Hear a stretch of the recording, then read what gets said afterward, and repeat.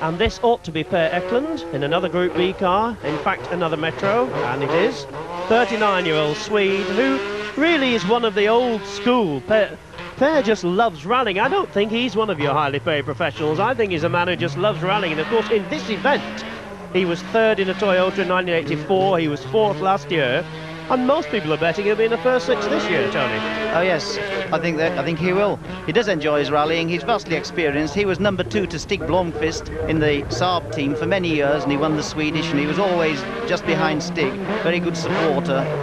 He'll do very well on this stage, and the reason I say that is that his co-driver is Dave Whittock, who last year was one of the organisers of the Lombard RAC. But Dave Whittock lives in Bath, and so I should think during the early part of this year, Dave Whittock has been having a walk through the grounds of badminton, and he'll know it like the back of his hand to give Per all the help that he can. Well, he's had 22 years of rallying. I mean, he really knows what he's about, but he is, would it be fair to say, the steadiest of the Swedes?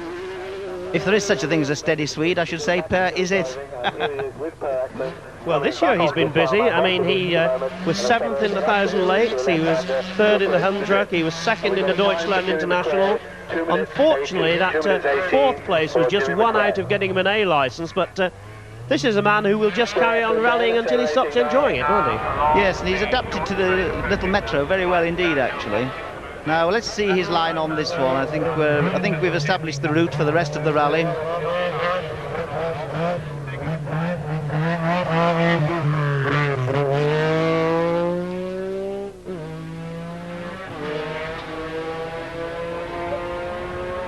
Well, here we're waiting for him. We'll watch him come through. It is now very, very wet and very miserable.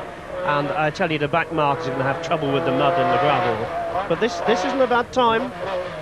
Not far from the finish now. Target 209.8. That is a good one. He is 6th fastest now. Rally weather. Now, a change from the Scandinavians. A Belgian driver. This is Marc Duez with Willy Lux. Marc, of course, is also an endurance driver. The Scots fans will know that he did a great job for the Écurie Écosse, helped them with a victory in the World Endurance Championship for Group C2, and of course he won the Hundruck National Rally this year. Now, he's one of the dozen Metro entries, 6 of whom are in the top 20. A good racing driver, a solid rally driver. Nice to see a different name, a different country, a different nationality. Yes, it is indeed. In fact, rally drivers and racing drivers don't tend to mix together too well, but we've had the odd occasion when racing drivers have had a crack at rallying, and of course we still talk about the legendary Jim Clark, who entered the RAC rally as it then was. I think it was 1967, and actually got fastest time and showed the rally drivers what to do. Graham Hill in a Mini and Jim Clark in a Cortina, one of the greatest rallies ever. Unfortunately, no Grand Prix drivers, although there was a space saved for Martin Brundle. Something went wrong at the end. It would have been nice to see Brundle in this. He's tried everything else. He's good at rally sprint, he's good at truck driving.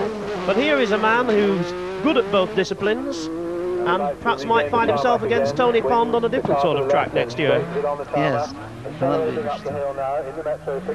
Tony Pond was telling us yesterday that this may be his last World Championship rally. He was looking serious at the World Touring Car Championship. He's still got unbelievable ability. This man, as we said, already has a gut buff, but look at those conditions. You notice somewhere there's a rally car. This Marc's car here is handling somewhat differently to the other Metros. The back end is coming out further. Although it's 4-wheel drive, they do have a brake balance bar on these cars, so you can adjust the braking force from the front or the rear, and I think there's a slight different setting on this one.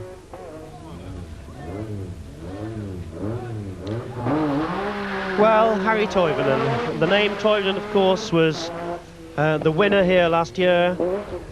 He is, of course, the brother of Henri, who was killed in the rally this year, the accident that changed all the rules. He gave up rallying for a month, but he comes from an unbelievably strong rallying family, determined to carry on, and I think the name Toivonen will live on through this brother.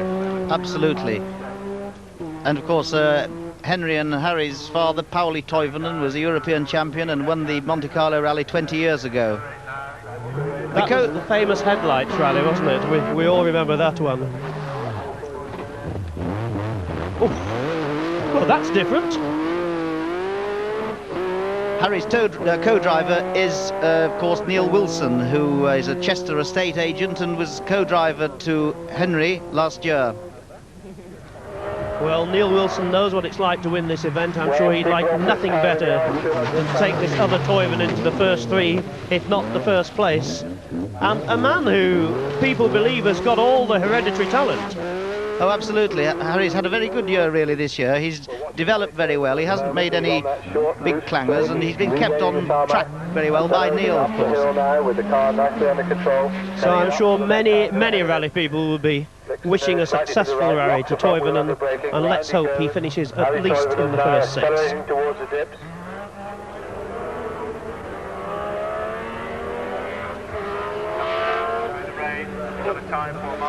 One must remember, of course, that the cars that are going to be following along later are all two-wheel drive cars, and this track is going to be a lot wetter. They're not going to be getting up to those sort of antics, or if they do, they'll find themselves spinning all over the place. So I think that the spectators here at Bamani.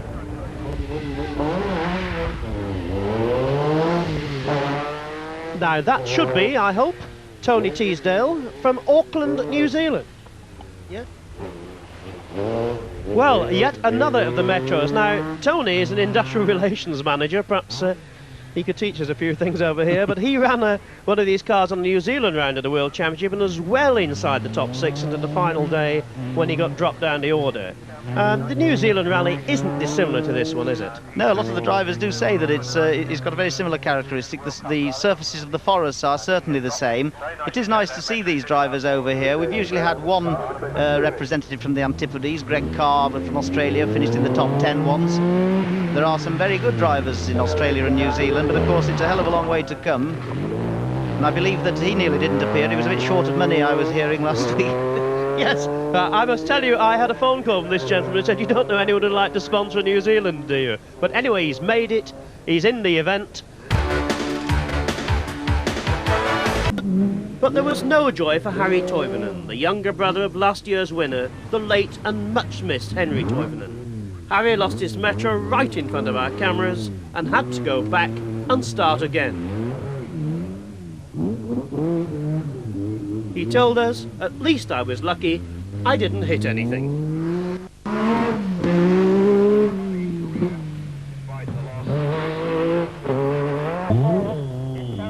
Tony Pond was earning the cheers of the 11,000 crowd. He was 5th fastest and 5th overall. Can he repeat his 3rd place of last year? Jimmy McRae set 11th fastest time, on his way to a top 10 place.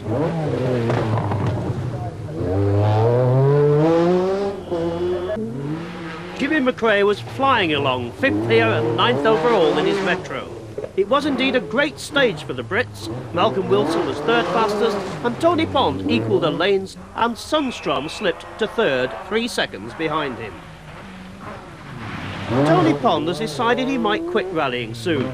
Let's hope not. He was superb here, 3rd quickest and still 4th overall.